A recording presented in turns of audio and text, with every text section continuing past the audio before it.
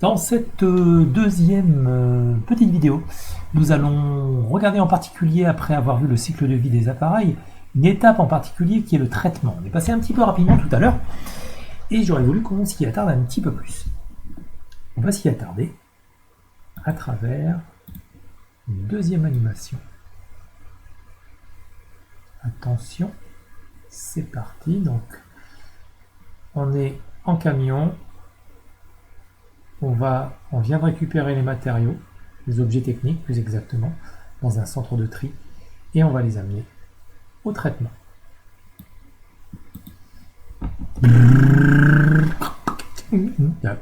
Ah, d'accord.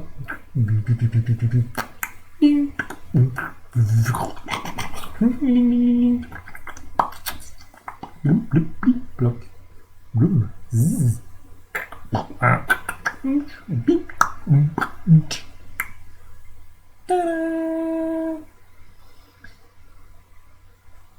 Voilà pour le traitement des appareils usagés. Donc on est en camion. Généralement, on va récupérer le matériel et des personnes vont se charger de démonter le matériel. Alors ils sont démontés généralement à la main, dans des usines de traitement.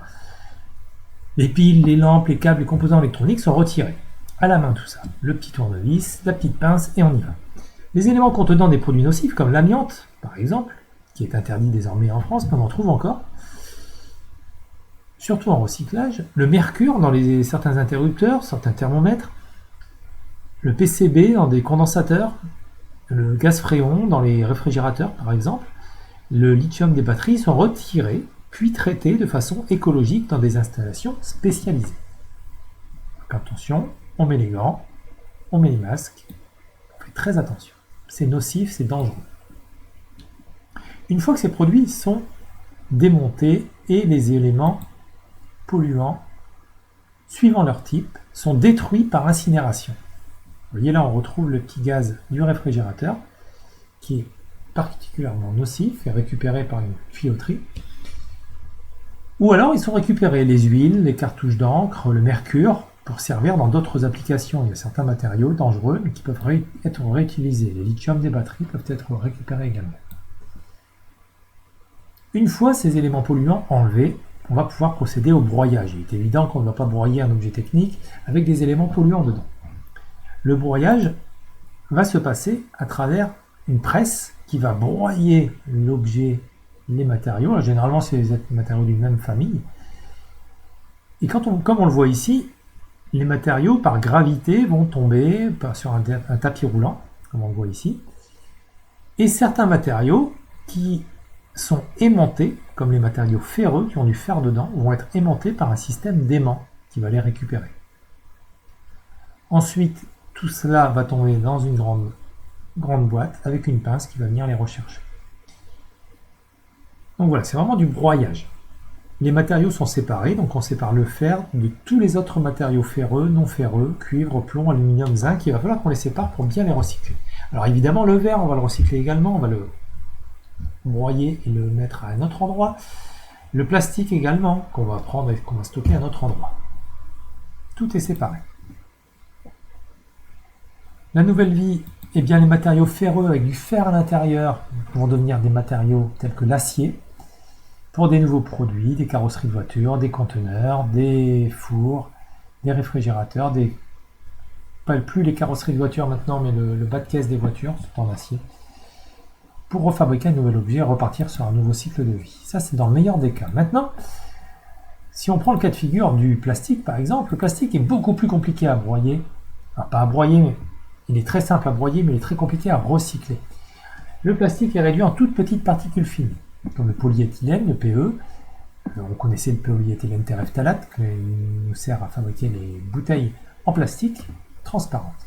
Le polypropylène, le polystyrène, ce sont les petites billes toutes légères, très très légères et blanches. C'est transformé en granulés, c'est recoloré.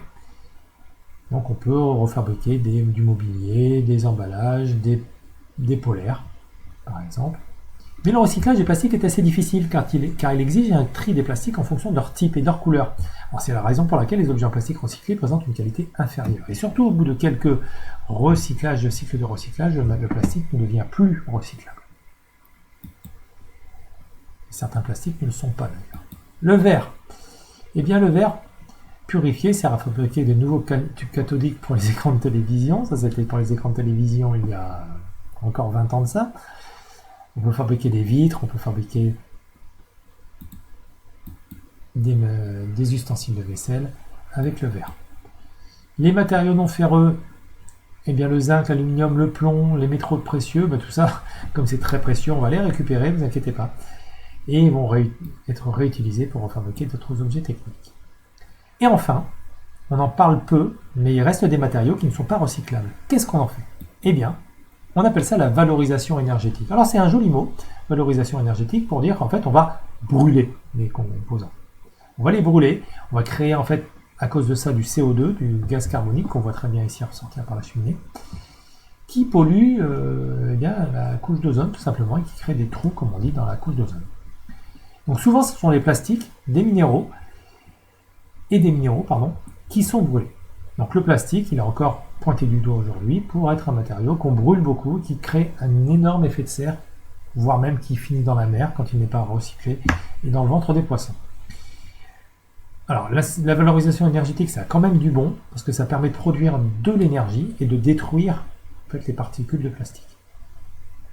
Mais rien ne se perd, rien ne se crée, tout se transforme et ces particules finissent forcément ailleurs.